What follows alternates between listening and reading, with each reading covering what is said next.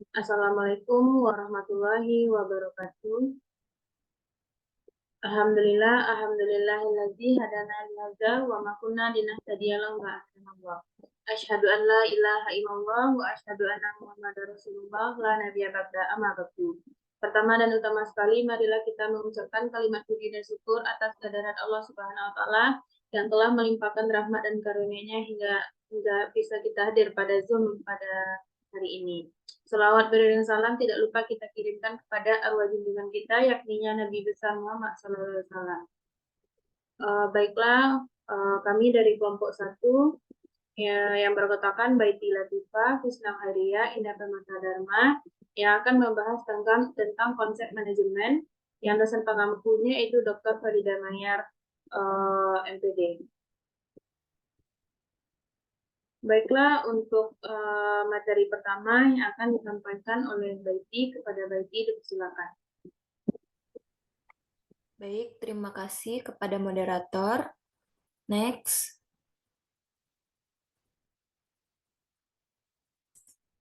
Pengertian manajemen. Manajemen berasal dari kata to manage yang artinya mengatur. Manajemen adalah proses perencanaan, pengorganisasian, pengarahan, dan pengawasan terhadap usaha-usaha para anggota organisasi dan penggunaan sumber-sumber daya organisasi lainnya agar mencapai tujuan yang telah ditetapkan. Selanjutnya, manajemen dapat dikatakan sebagai ilmu dan seni yang terdiri atas perencanaan, pengorganisasian, pengarahan, dan pengawasan terhadap kinerja organisasi dengan menggunakan sumber daya yang dimiliki untuk mencapai tujuan dan sasaran organisasi. Next. Aspek dan karakteristik dari manajemen. Yang pertama, manajemen sebagai proses yaitu rangkaian tahapan kegiatan untuk mencapai tujuan dengan mendayagunakan sumber-sumber yang ada seoptimal mungkin. Yang kedua, manajemen sebagai fungsi, yaitu rangkaian kegiatan atas dasar fungsi-fungsi tertentu. Yang ketiga, manajemen sebagai kolektivitas orang-orang yaitu penjabat yang bertanggung jawab dalam melaksanakan aktivitas manajemen.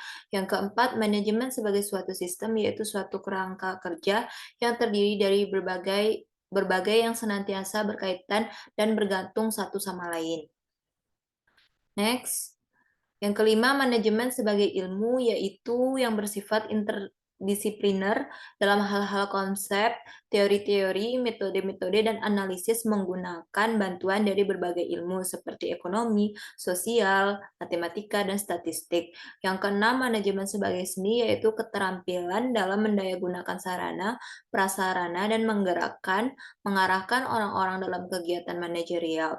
Yang ketujuh, manajemen sebagai profesi, yaitu bidang pekerjaan yang esoteris atas dasar spesialis tertentu. Secara singkat, proses manajemen dapat dibagi menjadi 3 tahapan, yaitu perencanaan, implementasi, dan evaluasi. Perencanaan merupakan proses penetapan sasaran organisasi beserta cara untuk mencapai sasaran yang telah ditetapkan. Implementasi merupakan proses pengorganisasian, yaitu pengaturan alokasi sumber daya organisasi, pengaturan tugas, dan pengorganisasian. Implementasi juga melakukan proses pengarahan, motivasi, coaching, dan konseling agar sumber daya organisasi bergerak sesuai yang diharapkannya.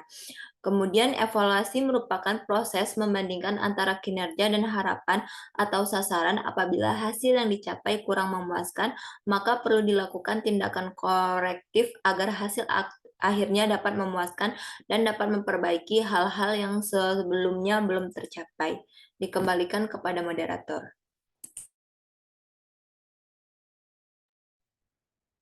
Oke, terima kasih kepada Baiti. Selanjutnya yang akan saya sampaikan sendiri yaitu konsep manajemen pendidikan. Manajemen pendidikan didefinisikan sebagai proses merencanakan, mengorganisir, mengarahkan, dan mengendalikan kegiatan untuk mencapai tujuan organisasi dengan menggunakan sumber daya organisasi pendidikan berdasarkan pada standar yang ditetapkan oleh lembaga atau satuan pendidikan.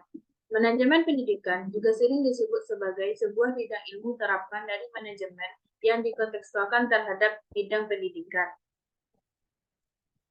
Yang selanjutnya itu prinsip manajemen PAUD. Yang pertama yaitu komitmen dan ketegasan.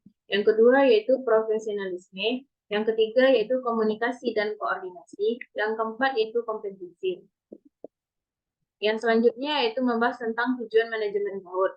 Manajemen PAUD ini bertujuan untuk merealisasikan tujuan yang telah ditetapkan secara efektif dan efisien. Kunci keberhasilan manajemen sekolah PAUD dapat dilihat dari dua hal diantaranya yaitu efektif, efisien.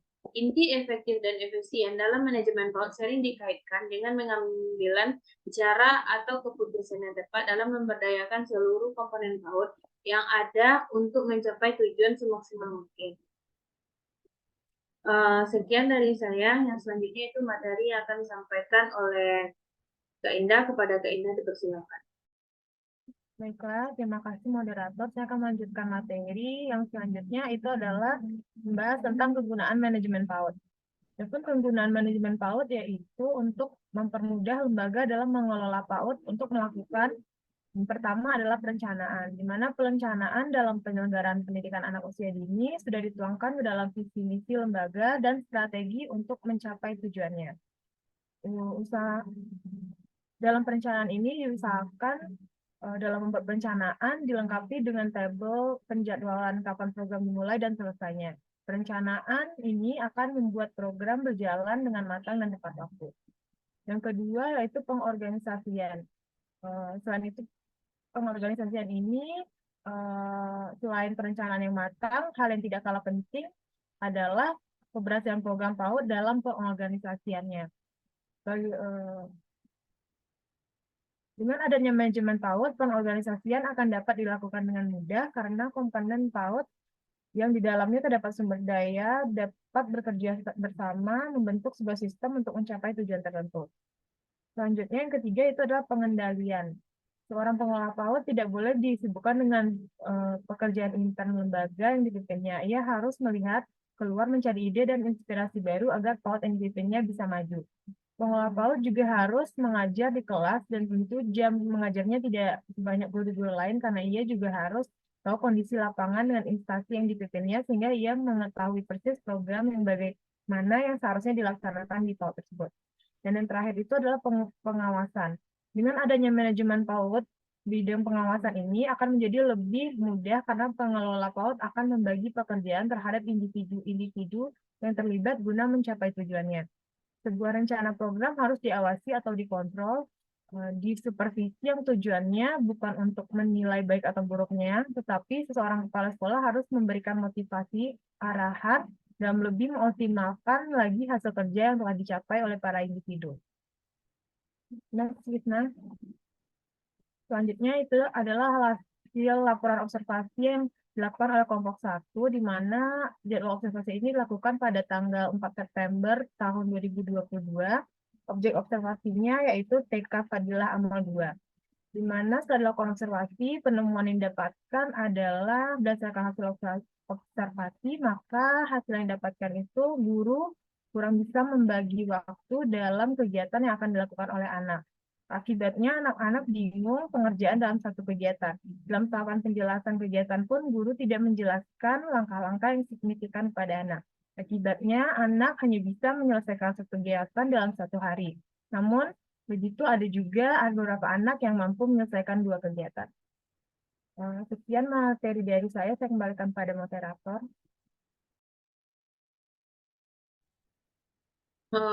Terima kasih kepada Kak Indah yang telah memaparkan materi yang terakhir ini.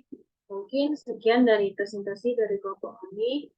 Jika teman-teman ingin memberikan kritik dan saran atau penambahan materi dan pertanyaan, nanti dipersilakan.